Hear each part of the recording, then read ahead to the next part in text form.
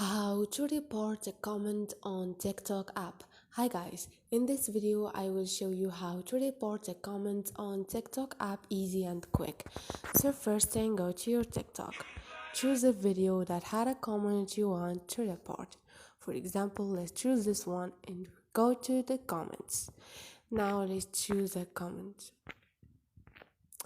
For example, this one. Just if you choose the comment, keep clicking on the comment and you're gonna find this list. Click on report, which is the second before the last.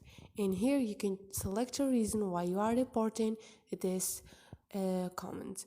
If it's hate speech, click on it. Spam wherever you want.